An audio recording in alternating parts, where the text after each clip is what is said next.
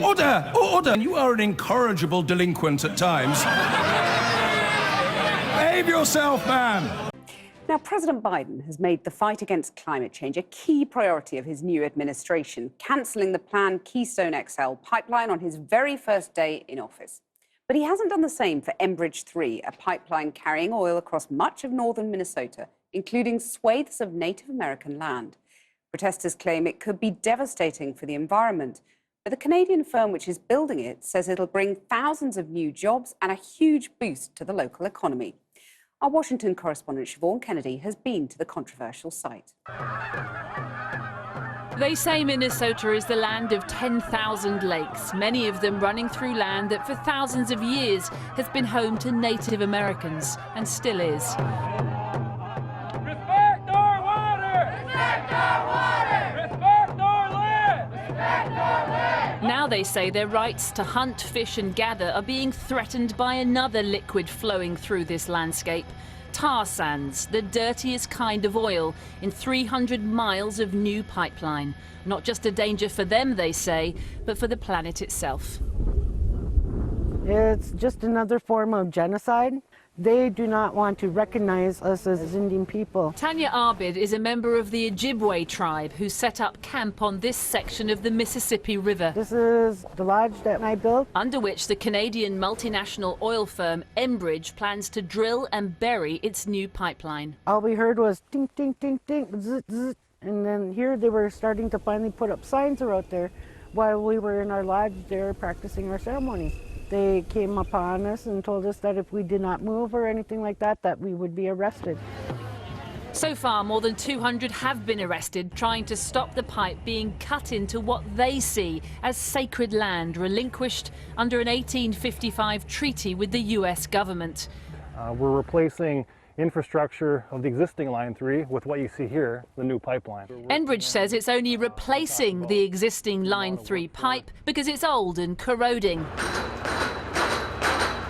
But due to ongoing disputes with tribes, it's rerouting the pipe through more than 300 miles of pristine landscape in what many see as an aggressive expansion, allowing the company to pump more oil and more profits through indigenous land. We respect everyone's right and their opinions, but we want to make sure that everyone is treated with respect, and that's our goal, is to be respectful of people.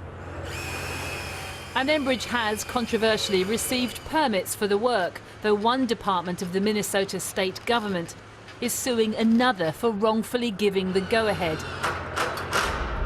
So it's not a done deal, but it would be for the environment, activists say, hence their nickname, Climate Bomb, for the pipeline, which one study says will produce nearly 200 million tonnes of carbon a year, equivalent to 50 coal-fired power stations.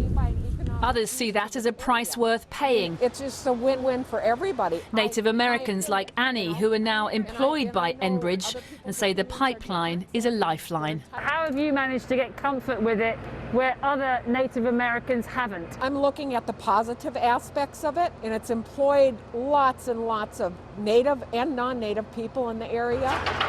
And there's a lot of people making decent money now, being able to pay their bills because they're getting paid a good wage. A good wage, but at what environmental cost? We're talking about the flow of millions of barrels of the dirtiest oil there is. That's not going to help America or President Biden achieve his climate goals, is it? There is a shift to clean energy, but it can't happen by flipping a switch. Yet flipping a switch is exactly what Joe Biden did on day one of his presidency, when he signed an executive order cancelling the controversial Keystone XL pipeline due to transport exactly the same type of crude oil, in part through indigenous land. Can't drink oil! Keep it in the soil! You can't drink oil! Keep it in the soil! Last week, they brought the fight right to Biden's doorstep in D.C. in the hope of a last-minute reprieve before work resumes on the next phase of the Minnesota pipeline in June. What protesters find so jarring is that Joe Biden has made tackling climate change in this country, one of the world's biggest polluters, a top priority. He's already cancelled one massive pipeline like this, yet he's allowing this project to go ahead. Everybody has last century's playbook of just get more oil, that's business as usual.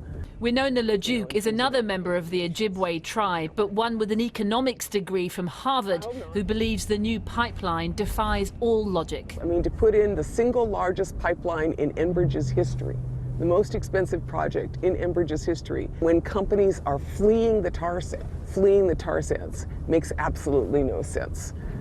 She's been fighting Enbridge for 5 years. It's really wrong what they're trying to do to our people. And says it will end in violence if the project goes ahead. That's Biden's choice and Enbridge's choice. If they want to bring a civil war to northern Minnesota, that's what they're going to do. On the banks of the Mississippi, Tanya too says she'll never give in. For future generations, we stand. The pipeline, just another injustice in the state's long history of mistreating Native Americans. But this time, she says, the pipeline stops here. Siobhan Kennedy reporting.